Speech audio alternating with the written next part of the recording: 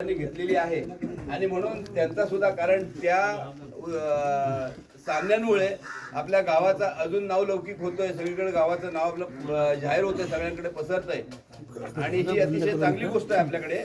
तर त्याच्यासाठी मी सगळ्यांचा सत्कार करू इच्छितो, परंतु वेळेअभावी मी करू शकत नाही, म्हणून काही ठराविक लोकांचा मी सत्कार घेतोय.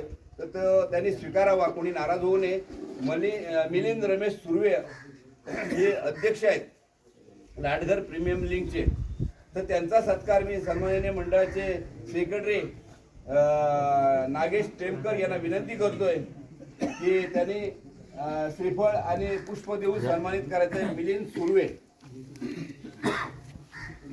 जोरदार टाळ्याने स्वागत करूया.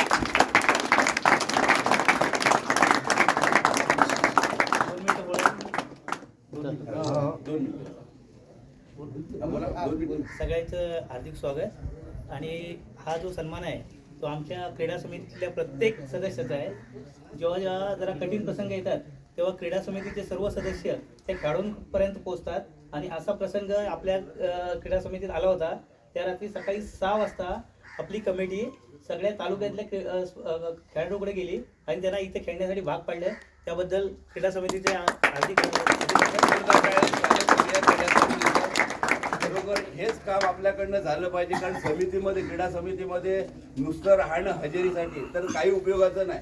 पण ही क्रीडा समिती जेव्हा कार्यतत्पर असते ना, त्यावेळेला अशा पद्धतीचं कार्य आपल्याकडनं घडून जातं. साहजिकच त्या गावाचं नाव आपल्या पुढे जातं.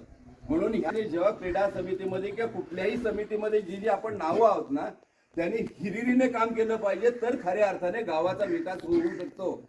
आणि म्हणून ही सगळ्यांना सूचना आहे, मी काय कोणाला प्रेशर नाही करत, पण सेवा करायची असेल ना तर मनापासून करूया, तर ती सेवा आपल्याला पाहून होते आणि देवाला सुद्धा पाहून होते.